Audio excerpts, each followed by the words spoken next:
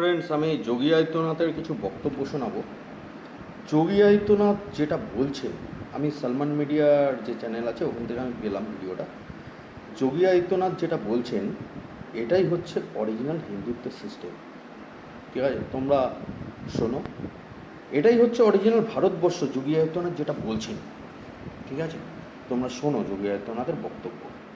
अपने लोगों को संगठित करके इस प्रकार के अन्याय का प्रतिकार करना, मुझे लगता है जब कानून और व्यवस्था फेल हो जाती है, जंगल राज हो जाता है, तो जंगल राज का जवाब जैसे को तैसा देने की तैयारी होनी ही चाहिए। यूपी जी, प्रधानमंत्री नरेंद्र मोदी कहते हैं सबका साथ सबका विकास। ऐसे विकास करेंगे लोग के घर जला के उनको मार के? हमने कहा पहल नहीं कर रहे हैं, हमने अपने तरीके से नहीं जलाया है। हम कह रहे हैं कोई हमारा जलाएगा तो ये निश्चिंत होकर के नहीं आप लोगों को भड़का रहे हैं, उनको हिंसा करने के लिए उकसा रहे हैं, ये कानूनन अपराध है। मैंने ये कहा कि अगर कोई हमारा जलाएगा तो वो सुरक्षित नहीं बैठेगा। हम फिर इस बात की प्रतीक्षा नहीं करेंगे कि प्रशासन आएगा, हमारी बात को सुनेगा और फिर वो अपने तरीके से फैसला लेगा। प्रशासन रोके अन्याय। मैं फिर कहता हूं ना कि अन्याय किसी के साथ न हो, लेकिन हम अन्याय सहेंगे भी नहीं। लेकिन आप ये जानते हैं कि ऐसे भाषण देना, लोगों को भड़काना, मर्डर के लिए भड़काना, कत्ल के लिए भड़काना, आग लगाने के लिए भड़काना, ये कानूनन अपराध है। ये कंडीशनल है। अगर कोई आपको मारता है, प्रशासन कार्रवाई नहीं करता है, आप हाथ पर हाथ धरे रहे मत बैठिए, उसका प्रतिकार करिए। कानून आपको इस बात की इजाजत भी देता है कि आप आत्मरक्षा के लिए कुछ भी करिए। मैं आपकी इस बात से बिल्कुल सहमत नहीं हूं। और बात आपकी सिर्फ यहां नहीं रुक जाती है, आपका अपराध और बड़ा है। आपने कहा कि अगर एक हिंदू बालिका को ले जाएंगे तो हम 100 मुस्लिम बालिकाओं को ले जाएंगे। कितनी खराब बात है। आपको लगता है कि हिंदू बालिका, उस बालिका को ले जाना उस लव जिहाद का एक हिस्सा है जो देश के खिलाफ एक साजिश है। और आज जो मैं कह रहा हूं, हिंदू शब्द को आखिर आप लोग सांप्रदायिकता के उसमें क्यों रखना चाहते हैं? वो कोई जाति नहीं, कोई मत नहीं, कोई मजहब नहीं, कोई पंथ नहीं, कोई संप्रदाय नहीं। वो तो हमारी एक राष्ट्रीय पहचान है। अगर मैं उन 100 लोगों को राष्ट्रीय पहचान के साथ जोड़ने की बात कर रहा हूं तो कौन बुरी बात है? अच्छी बात है, सबको जोड़ा जाना चाहिए। आप तो खुलेआम कन्वर्जन की बात कर रहे हैं। ये कन्वर्जन नहीं, ये प्रावर्तन है। कन्वर्जन वो है, एक हिंदू का इस्लाम या ईसाईयत में जाना कन्वर्जन है। लेकिन अगर एक ईसाई और एक मुसलमान वापस हिंदू में आता है तो उसका प्रावर्तन है, घर वापसी है। मुझे लगता है ये उसकी घर वापसी का हमें समर्थन करना चाहिए, क्योंकि उसको उसकी राष्ट्रीय पहचान मिल रही है। ये देश का कानून इसका समर्थन नहीं करता। दूसरा करे अपराध, आप करें तो देश का कानून धर्मांतरण को स्वेच्छा से मान्यता देता है, लेकिन धर्मांतरण को नहीं। ये धर्मांतरण हिंदू में वापस आना, अपनी राष्ट्रीय पहचान में पुनः वापस आना। इस देश में आज तो रजत जी आप तो बहुत वरिष्ठ पत्रकार हैं, बहुत वरिष्ठ है, और मुझे लगता है कि आपके पास व्यापक अध्ययन, व्यापक अनुभव भी है। देश के अंदर जो डीएनए थ्योरी आई है उसने इस बात को साबित किया है कि सब एक ही उससे मूल से हैं। और डीएनए थ्योरी इस बात को जब प्रमाणित करती है, तो मैं अगर उसी डीएनए थ्योरी के साथ जोड़ने की बात कर रहा हूं तो भारत की राष्ट्रीयता के साथ जोड़ने की। आप मेरी कितनी भी तारीफ कर रहे हैं, मैं सवाल नहीं छोड़ूंगा। नहीं, आप सवाल करिए। और मेरा सवाल आपके उस बयान को लेकर है। आप क्योंकि गोल गोल बात कर रहे हैं, मैं जनता के सामने वो बयान आपको सुनवाना चाहता हूं। एक और वीडियो हमारे पास में है और सुनिए आपने क्या कहा। हम लोगों ने तय कर रखा है कि अगर वो एक हिंदू बालिका को ले जाएंगे तो कम से कम 100 मुस्लिम बालिकाओं को, अगर एक हिंदू को मारेंगे तो 100 को हम भी। आप जनता से कहलवा रहे हैं वो एक हिंदू को मारेंगे तो 100 को हम भी। लेकिन मैं नहीं कह रहा हूं ना,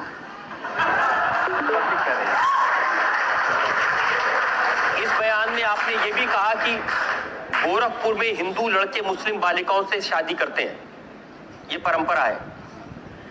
हिंदू मुसलमान, नफरत, मार काट, ये क्या शोभा देता है मंदिर के महंत को, भगवा पहने साधु को? हम कहां मार काट करवा रहे हैं? हम तो शांति से रहना चाहते हैं, बहुत शांति से रहना चाहते हैं। लेकिन जो लोग शांति से रहना नहीं देना चाहते हैं तो आखिर उसका भी तो कोई उपचार होगा। उपचार जब शासन तंत्र के साथ नहीं होता तो समाज को वह उपचार स्वयं अपने हाथों में लेना पड़ता है, और मुझे लगता है समय आ गया है जब उपचार लेना पड़ेगा।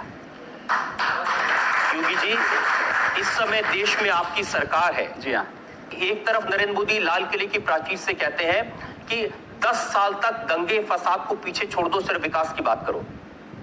इस देश के अंदर एक भी दंगा हिंदुओं की ओर से नहीं हुआ है। देश के दंगों के इतिहास को आप देखेंगे, मैं आपको बताऊं, पूरे देश के अंदर दंगे कहां होते हैं? 3 श्रेणियां उसकी हैं। 10 से 20% की आबादी, 20 से 35% की आबादी और 35 से ऊपर की आबादी। 10 से 20 की आबादी जो है, यहाँ पे छुटपुट सांप्रदायिक झड़पें होती हैं, जहां पर मुस्लिम आबादी 10 से 20% के बीच में है।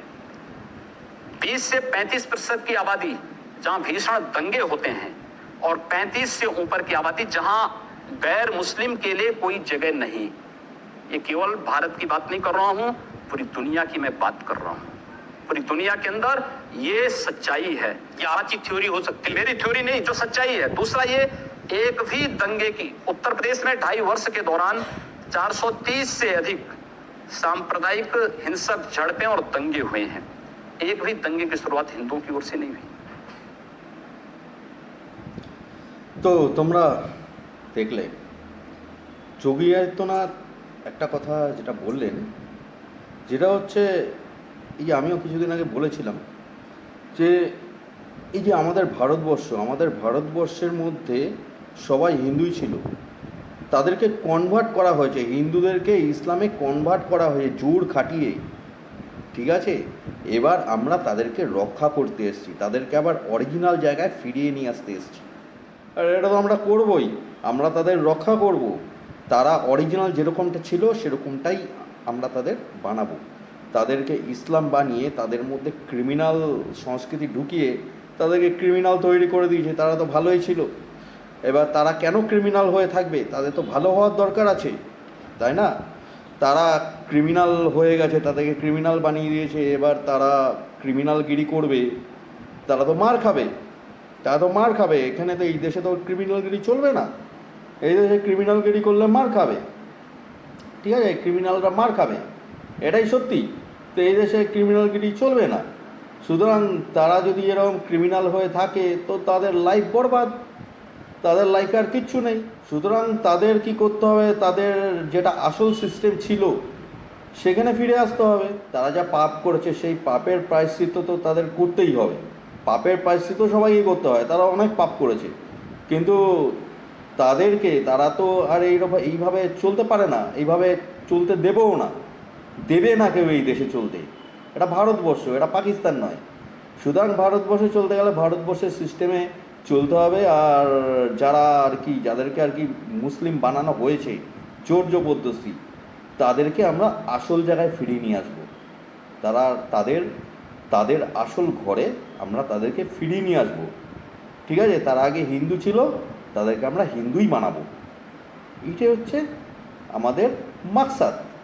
ঠিক আছে, তারা যেমনটা আগে ছিল সেরকমটাই তাদের হওয়ার দরকার আছে। তারা কেন ওগুলোকে মানবে? ওদের ওপর জোর খাটিয়ে করা হয়েছে, তারা কেন মানবে? কেন থাকবে ওখানে? জোর খাটিয়ে তাদের ওপর একটা সিস্টেম ঢেলে দেওয়া হয়েছে, তারপরে তাদের ওপর অত্যাচার করছে, কেন মানবে তারা? তারপরে তাদেরকে ক্রিমিনাল তৈরি করছে, তারপরে তারা মার খাচ্ছে, তারা মানুষের চোখে খারাপ হয়ে যাচ্ছে, নিচে নেমে যাচ্ছে। এখন তো আর আগের সরকার চলছে না, কংগ্রেস সরকার তো এখন আর চলছে না, তাই না? কংগ্রেস সরকার চললে ওদেরকে অনেক মাথায় তুলতো, কিন্তু এখন তো আর কংগ্রেস সরকার চলছে না, এখন ওদের মাথায় তোলার কেউ নেই, কেউ তুলবে না ওদের মাথায়। সুতরাং ওরা ডুবে যাবে, ক্রিমিনালরা ডুবে যাবে, শেষ হয়ে যাবে ক্রিমিনালরা। সুতরাং ওদের এই পথ ছাড়তে হবে, এই রাস্তা ছাড়তে হবে, এই নীতি ছাড়তে হবে, আসল সংস্কৃতিতে চলে আসতে হবে। এই মুঘলের সংস্কৃতি তাদের ছাড়তে হবে, ছেড়ে বেরিয়ে আসতে হবে। আর তাদেরকে আমরা বার করব ওই খারাপ সংস্কৃতি থেকে, এটা হচ্ছে আমাদের কাজ। আমরা তাদের রক্ষা করব, ঠিক আছে? যারা ওই খারাপ সংস্কৃতির মধ্যে ঢুকে খারাপ হয়ে গেছে তাদেরকে আমরা রক্ষা করে তাদের হিন্দুত্বে ফিরিয়ে নিয়ে আসবো। এটা হচ্ছে আমাদের কাজ। তো ঠিক আছে ফ্রেন্ডস, আমার একটু বলার ছিল। তোমার সবাই ভালো থেকো। জয় হিন্দ, জয় শ্রীরাম, নমঃ শিবায়।